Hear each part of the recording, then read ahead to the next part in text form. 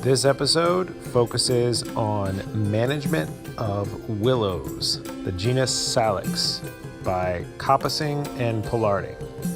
If you are hoping to look at the management of plucky would-be wizards and witches from fiction, you've come to the wrong place. But if you want to see woody plants being cut back, keep on watching.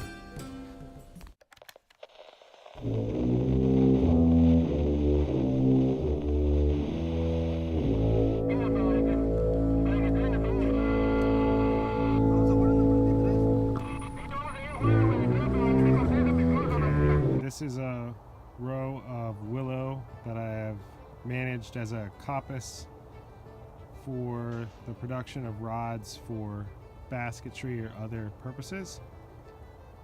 The larger, thinner rods in front of me, this is Salix, purpurea, Eugene, and the smaller, more twiggy stuff down here is Salix triandra, Black Maul. These are both cultivars that have been selected for basketry use. Both of these have been in the ground here for 9 years. They haven't got any water, haven't gotten any fertilizer, mulch or anything like that. And I cut them down once a year, as I will demonstrate here shortly, and use them for various purposes. But this is the time that I typically do cut them. So I'll get to cutting here, and then I'll show the rods and I'll show the cut stumps. Coppicing is when you cut a woody plant down, essentially down to the ground, and then when it regrows, it oftentimes will put out very long straight shoots like you see here, instead of making a lot of branches.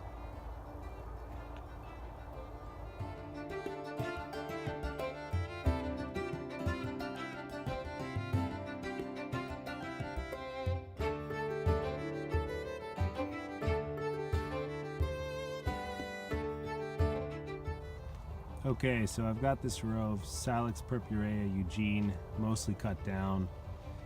You can see that I've cut it down just at what's a convenient height for me. I probably could have cut it lower to the ground, but this is just a height that's convenient to cut, and I don't have to go and make a lot of special effort to make each cut properly.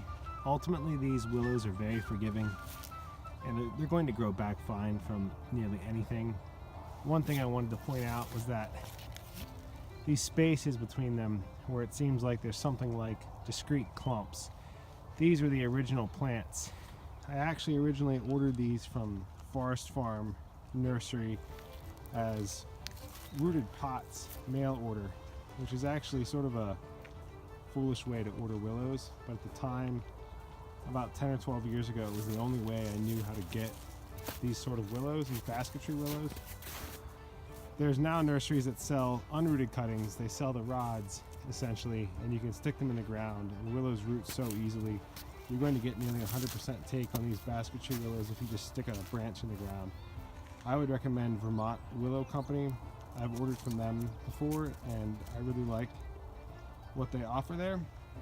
It's a much more economical way to go. But in any case, you can see how much these things have expanded over the course of 9 years. From each plant I put in the ground was essentially a single stick at one point, and now they have these huge clumps where you have 100 sticks or more, 100 rods off of each one. This is nearly cut, finished here. Get a little idea of the height here. These are 8 or 9 feet high. That's 1 year's growth with no fertilizer, no water, no mulch, and no special care. Salix purpurea is definitely one of the best basketry type species for the mid-Atlantic area of North America. In Europe, they seem to really like this variety, Black Maul, Salix triandra. The problem I have with it here is that the deer love it, and I have such bad deer browse issues that the plants never grow nice, long, straight rods. When you coppice them each year, the deer come back repeatedly and browse off the new growth. Never kills the plants, but you never get the type of nice rods that the Salix purpurea does. The Salix purpurea is extremely bitter and unpalatable to the deer. Triandra, they seem to really appreciate the taste of that. So they come and eat it endlessly. So it's not a great choice for this area. But I think the potential is there if you didn't have a big deer problem, but we have a serious deer problem here where I'm at. So this is Salix purpurea Eugene, a basket type willow. If you wanted to make living fences or living willow structures, you would actually want to cut these closer to springtime, but before they had broken dormancy, and then stick them directly in the ground. For basketry type work, you want to cut them in the winter and just dry them for a year or so, and then you rehydrate them by soaking them. So I'm not making any living structures out of these, so I'm just going to cut these and put them away.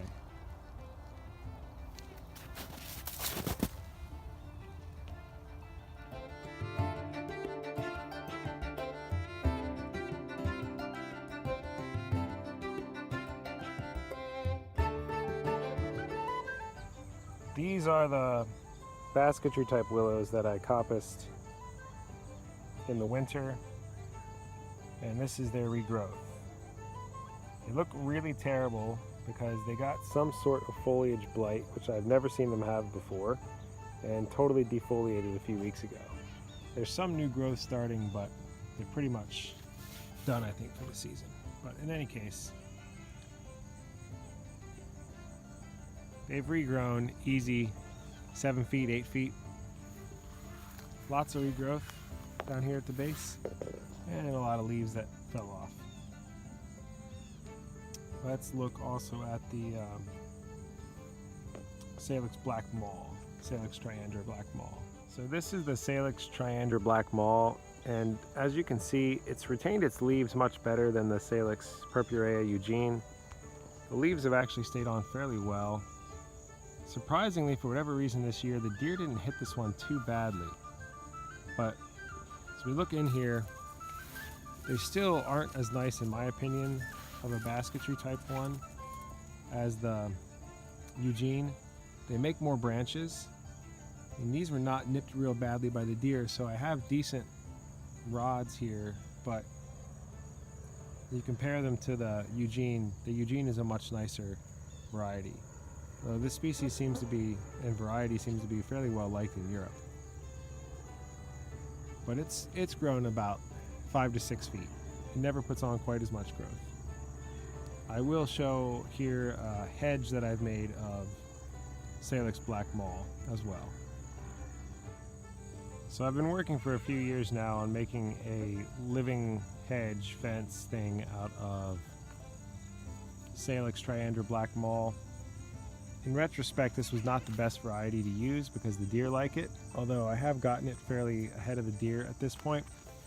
I stuck large cuttings in the ground about every 2 feet around this garden, and essentially every one of them rooted. And I think we're 3 or 4 years out now, and most of it is about 8 feet high. I experimented this past winter with trying various sorts of pruning or hedge laying techniques. That ended up being a disaster because the deer do like this one, and when I severely pruned it or else tried to lay it as you would lay a hedge, the resulting new growth is so succulent and tender that the deer just nailed it and it never got any regrowth. These are the ones, this little strip here of 3 plants is what I tried to lay part of it, and the deer have just continually hammered it all year, the new growth, and haven't let any new growth establish. So I'm not entirely certain how to thicken this hedge up. I think that we're going to have to do something like weaving rods of alder or other willows into this, or else cutting some rods out of this and weaving them. I'm not sure if I can weave pieces in and out and have the pieces self-graft or pleach together. That's a possibility, I think. I'm not sure. It's not tight enough right now to really be a good hedge, and like I said, if I prune it severely, that seems to encourage the deer to hammer it even more than they normally do. But the bottoms are getting too dense, or too open, not dense. The bottoms are getting very loose and not nearly tight enough. So I do need to find a way to tighten this hedge up. So that's the challenge. You can see it over here as well. So I'm still not sure about what to do with this, but I'll continue to post more things up as I continue with this. In retrospect, I should have used a Salix purpurea or a Salix alba or something that the deer like less. But here we are, and I don't feel like restarting it at this point. So hopefully later on, not this year, but in the ensuing years, I can do some videos discussing Salix willows in more detail. I've collected quite a few really excellent varieties over the last 3 to 5 years, and some of them are starting to get large enough now that they make a good show, but I think I'll wait until next year to do that, so stay tuned for that.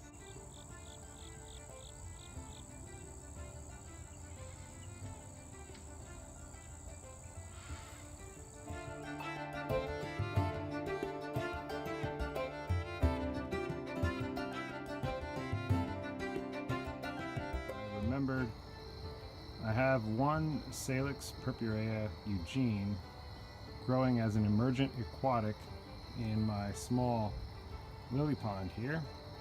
It's been here for 3 years, and I coppice this thing yearly.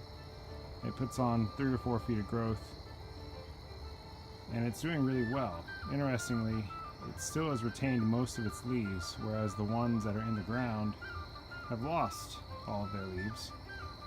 It seems to grow really well this way. It's completely saturated all the time, and it's doing reasonably well. And I think it's a great way to help purify pond water. You can suck the nutrients out this way and then trim off the willow. So do a little closer view here.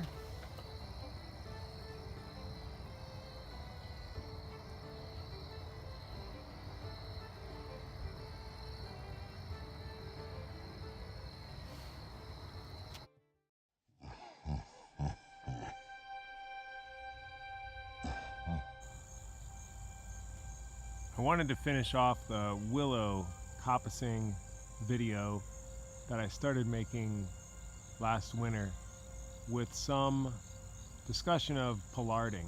Pollarding is the practice of chopping off the branches of a woody plant, a tree typically, at a height that puts the branches higher up. This was traditionally used in many cases on grazing land to put the leaves and branches up above the height of cattle or sheep, horses, etc. And willows are traditionally pollarded. I'll include a picture of some traditionally pollarded willows that I took in Germany a few years ago. Not the best pictures. I was going down a highway when I saw them and took them from a moving vehicle. But I've got a willow here that I have been pollarding for several years. This is a seedling I found about 12 years ago. Willow seed, if you don't know, blows on the wind like its relatives, the poplars or cottonwood, or like dandelions. I'm not exactly sure what type of willow this is. It really closely resembles the weeping type willows, which have a mixed nomenclature, to say the least. I would say that willow taxonomy cladistics is controversial at best. They hybridize really readily with each other, and it's very difficult to tell the difference in some cases. In any case, it's a big tree type willow. It's not a weeping willow per se, although I would say that it's probably the seedling of a weeping willow.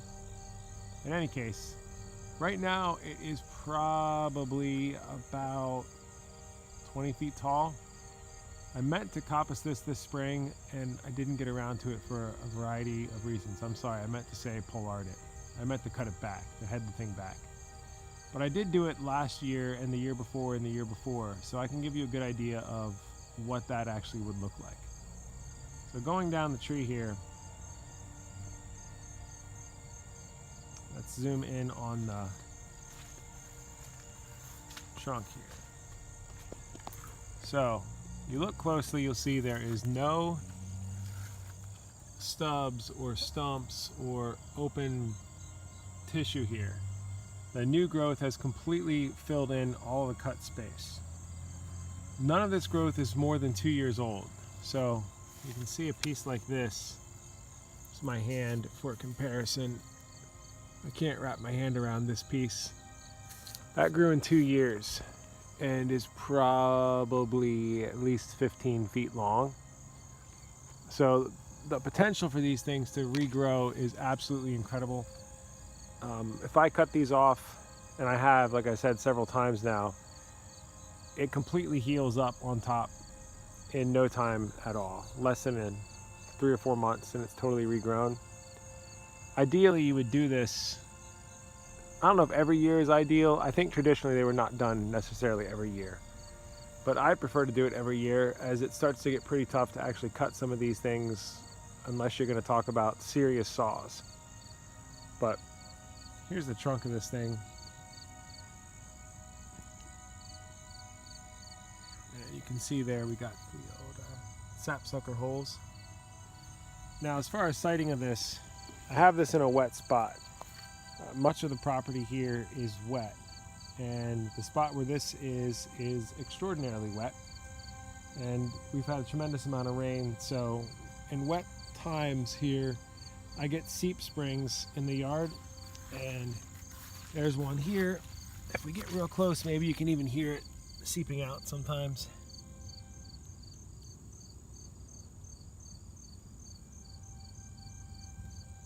But it flows down here and is pooling up down there at the base of the willow.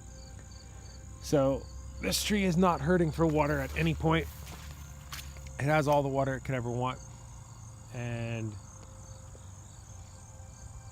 it grows tremendously fast. As far as what I do with the wood that I cut, I usually make garden stakes, scarecrows. I feed the flexible twiggy pieces, if they're there, to goats. Actually, behind me you can see my neighbors have a weeping willow, and it's doing the classic weeping willow dieback. They're susceptible to a lot of disease issues, and they tend to split in storms and snow. One of the great aspects about pollarding these is that you can avoid a lot of that, and they really benefit tremendously from pollarding. Pollarding seems to be a practice that has really fallen out of favor.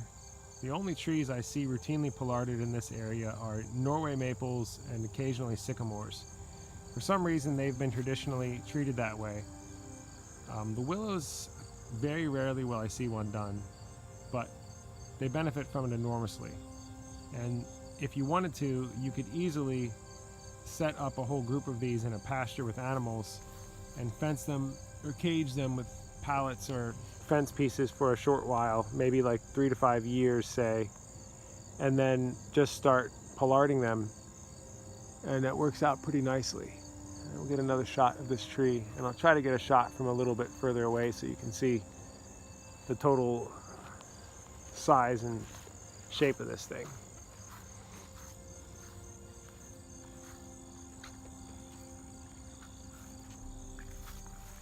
It is a big tree. So I grew this thing from a tiny seedling, a few inches tall, up to this.